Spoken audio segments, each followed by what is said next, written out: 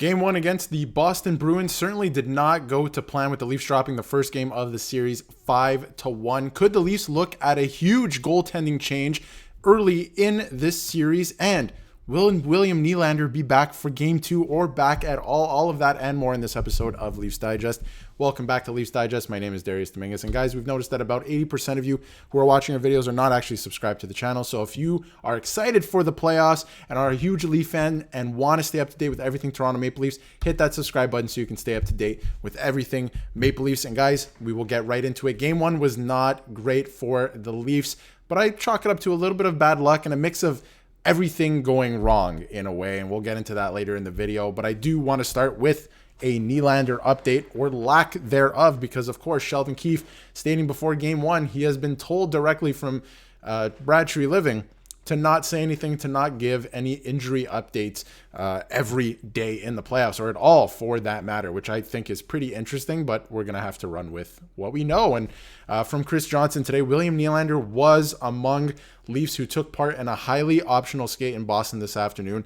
It's the first time he's been spotted on the ice since Wednesday's game in Tampa, which was the last game of the regular season. And one thing I thought was interesting about this too is the Leafs don't have a practice today. The Bruins did, and they had a media availability. The Leafs did not have practice. They had a very optional skate, and as you can see, there's only a handful of players there. And again, it's nice to see Nylander back, but there are a couple scratches on the ice too. It seems like the main squad got the day off, which could be a good thing, could be a bad thing. I would like for them to regroup and kind of work on some things, but honestly, I didn't think they played that bad. I thought they outplayed the Bruins for a majority of that game, and you chalk up a few things to bad luck and lack of discipline, and we'll get into it later in the video. And they have to change some things. They have to make some big adjustments. But further on the Nylander stuff, they asked McCabe as well, and he said he seemed to be in good spirits today. Not going to speak too much on it. And honestly, guys, I can make my assumptions, and Nick and I had a video on it yesterday where we kind of spitballed things. And honestly, at this point, it's all speculation. We saw what happened with Mitch Marner just a couple months ago, where maybe his injury wasn't exactly what was reported. And I think to go any further into it, besides what is actually being told and any quotes and stuff, but you know, if I was to go any further and speculate more, it doesn't help anyone, and it just creates more lies, I guess. Like, not even lies, but just we're not getting anywhere. The truth is probably not going to come out. We won't know for sure. So why are we going to continue to speculate? The fact of the matter is he may play tomorrow, and he did not play in game one, and that was a big factor for the Leafs. And from Paul Bissonnette, if you do think Keefe sat Nylander for his game 82 antics, I will not finish that. You can read that for yourselves. And honestly, Biz is just trying to stir the pot and stuff like that. I like that from Biz, and he's a good analyst on TNT and all that stuff in the States. So I thought that was pretty funny. I just wanted to bring that up. But to speculate any further, I mean, it just doesn't really make sense. And Ryan Reeves on William Nylander this morning as well. I don't know what his status is. Hopefully he's ready to go. And I agree with Reeves. Hopefully he's ready to go. He's a big part of the Leafs, and we saw them missing him yesterday. Bobby McMann is a big part of the Leafs too, and missing both of them for game one. You could see there were some areas where the Leafs looked a little off, like they could use two players like that. So would have been nice if they were in the lineup. But as he promised from the onset, Sheldon Keefe did not provide any updates on William Nylander's status. Didn't give much when there were any questions about him or not, nor if he is contemplating any lineup changes for game two, which includes goaltending. Sheldon Keefe declines to provide an update on William Nylander, will not confirm game two starters. So Joseph Woll could be potentially in game two for the Leafs. I mean, it's really up in the air. Do I think it's going to happen? No. And we can get to that part of the video now. Huge adjustments needed from the Leafs. This was not a very good game and not a very good start for the Leafs. I find that the Leafs sometimes, and we saw it again yesterday, we're kind of looking for physicality. Like, they're trying to go above and beyond. They just have to play physical in the right times and majority of the time, but don't go looking for trouble, right? And you could see that with the pinch. They were, with Reeves, he should drop back when a defenseman pinches. They're trying to get too aggressive, make some big hits, stuff like that, get them asserted into the game. I can appreciate that, but I think you need to look at that and make those adjustments and understand you need to pick and choose your times properly. And I think that's what the Bruins are so good at as a team, doing that. They play hard, they play physical, but they choose their spots, and that's why they're so successful in the playoffs. And that just wasn't happening from the Leafs yesterday. And I think they need to look at that and make a couple adjustments in those ways. And again, playing on the perimeter a lot, it was a huge talking point for the Leafs heading into the series. You cannot play on the perimeter. And they were doing a lot of that, especially on the power play. And then they would waste opportunities on the power play too.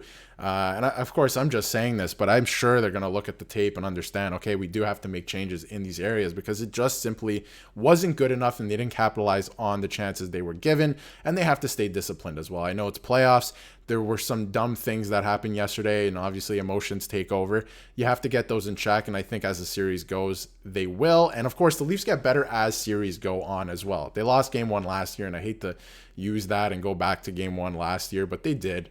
And they're not very good notoriously in game ones. And they're very good in game two. So we will see if they turn the tide. And I think what's interesting on the Boston side of things as well is Allmark might get a look in game two too, because the Bruins have been alternating their goalies since I think February. One game. So I think that's going to be interesting to watch too, because from the Leafs, you might be facing a different goaltender every game, or maybe you're facing a different goaltender heading back to Toronto. I think that's going to be something that they have to also prepare for, right? But they just have to get more pucks to the net. I thought a couple guys had strong games. I did like the first line. I thought they could have been better, but I thought, they're playing together again after a little while, a couple games. So I didn't think they were terrible. I think Mitch Marner does have to be better. There were times last night where, he is a game breaker and he's paid to be one, and he just didn't last night. So I think, he should be a little bit better. And again, they're missing guys like Nylander and McMahon. If they could spread the scoring a little bit with it would be huge for Nylander to come in on the third line. And when you look at those matchups, it would be, he would be able to get to areas a little bit easier. I think he's playing against lesser competition, not disrespecting the Bruins or anything, but when you're playing against the Bruins third line, it's certainly not their first line, right? So, you have to capitalize on your chances moving forward here. Marchand did score on the power play, and the Leafs afforded the Bruins a lot of opportunities, but their top guys, for the most part, they got a lot of depth scoring. Their top guys they were involved, but they weren't scoring. So you have to capitalize in situations like that, and your top guys have to get going. So, you have one goal through one game so far, and it's David Kampf. So they have to get going. They have to find some offense here, and that has been an issue in the past. Everyone talks about the goaltending and defense. They have to score as well. They have to beat the goaltender, and the defense does have to be better. I would expect to see some lineup changes, maybe not next game, but throughout the series as well. And will Joseph Woll be in net for game two? My guess is probably not. He hasn't been the same since injury, and I'm sure the Leafs just want to keep it hush-hush so the Bruins are second-guessing themselves and all those mind games and stuff like that. All that fun stuff in playoff time. But for me, I think Ilya Samsonov comes back. A couple of the goals, I think you'd like to have one back if you're him. But a couple of them, bad luck. You're giving them too many power play opportunities. Clean that stuff up in game two, and you might give yourself an opportunity to win. I think that is what the Leafs are going to look to do and what they will do. So let me know in the comments what you thought of game one. Are you worried? I'm not too worried yet. We'll have to see how game two goes in the flow of the game, and then we'll be able to determine where the Leafs are at in this series.